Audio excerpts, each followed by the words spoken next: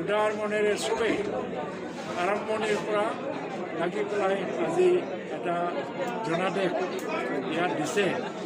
সেইকাৰণে আজিৰ দিনত মই আনুষ্ঠানিকতা এটা বাকী আছে বুলি মই ইতিমধ্যে কৈছোঁ। তথাপিও যিটো কাউণ্টিং হৈ গ'ল, ভোটৰ গণনা, সেইটো মই জয়ী হোৱাটো কথা প্ৰায় মই 60,000ৰ ওপৰত ভোট পাবলৈ গৈ আছোঁ।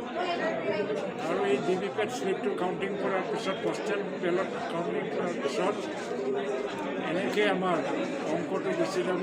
হয় 65,000 মানৰ কিবা ভোট পাম, তাৰ ওপৰত যাব পাৰি। তথাপিও আজি যিটো জনগণৰ মেণ্ডেট সেইটো লৈ পেলাই দিছপুৰত বিজেপি নেতৃত্বত যিটো চৰকাৰ হ'বলৈ গৈ আছে, তাৰে লগত থাকি আমি এই অঞ্চলৰ উন্নয়নৰ কাৰণে, শান্তিৰ কাৰণে আৰু সকলোৰ মংগলৰ কাৰণে কাম কৰি যাবৰ কাৰণে ওলাইছোঁ। মিনিষ্টাৰ পোৱাটো খাটাং হৈ পৰিছে মিনিষ্টাৰ পাব বুলিয়ে এই সমষ্টিৰ জনগণৰ ৰাইজে মোক ভোট দিছে। দল সংগঠন নিৰ্বিশেষে আৰু জনগণৰ ৰাইজৰ এইটো আশা আকাংক্ষা পূৰণ কৰিব বুলি মোৰ বিশ্বাস আছে। আৰু যি দায়িত্ব দিব সেই দায়িত্ব মই পালন কৰিম। Thank you sir. এই মুহূৰ্তত আপোনাৰ উপলব্ধি কেনে ছাৰ? মই মানে বহুত ভাল। আজি মই ধন্যবাদ দিছোঁ চাপাগুৰি বাসী ৰাইজলৈ। আনুষ্ঠানিকতা বাকী আছে এতিয়াও ঘোষণা, কিন্তু কাউণ্টিংটো শেষ হৈ গ'ল।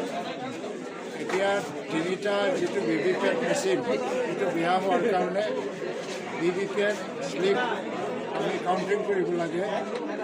কিন্তু ইতিমধ্যে জনা গৈছে যে ইটোৰ ঘৰত চাপাগুৰি সমষ্টিৰ পৰা মই জয়ী হৈ গৈছোঁ। তাৰ কাৰণে চাপাগুৰিবাসী ৰাইজলৈ মোৰ অন্তৰৰ পৰাই মই ধন্যবাদ জ্ঞাপন কৰিছোঁ।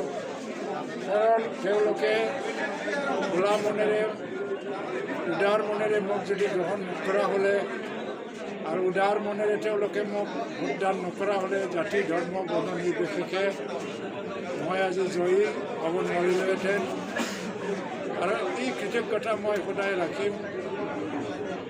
জনগণৰ ৰাইজৰ প্ৰতি কৃতজ্ঞতা সদায় থাকিব। আৰু জনপ্ৰতিনিধি হিচাপে মই ৰাজ্যৰ ডেভেলপমেণ্টৰ কাৰণে, সমষ্টিৰ উন্নয়নৰ কাৰণে যিখিনি কৰিব লগা সেইটো মোৰ কৰ্তব্য হিচাপে মই কৰি যাম। প্ৰথমতে মই UPPLৰে আমাৰ ৰাকেশ ব্ৰহ্ম আছে, মই ব্যক্তিগতভাৱে মই ধন্যবাদ দিছোঁ। আৰু GSPৰ পৰা ঘনশ্যাম দাস আছে, তেওঁকো মই ব্যক্তিগতভাৱে ধন্যবাদ জ্ঞাপন কৰিছোঁ। কাৰণ তেওঁলোকে এই নিৰ্বাচনটো এই সমষ্টিৰ ভিতৰত নেতৃত্ব প্ৰদান কৰিছে। লগতে আমাৰ মুছলপুৰ জিলা সমিতি, UPPL সভাপতি সম্পাদক সমুখে অন্যান্য বিষয়ববীয়াসকল, বিজেপি, GSPৰ কৰ্মকৰ্তা নেতৃত্বসকল আৰু AGPৰ কৰ্মকৰ্তাসকলক মই ধন্যবাদ দিছোঁ যে তেওঁলোকে আজি মোক জয়ী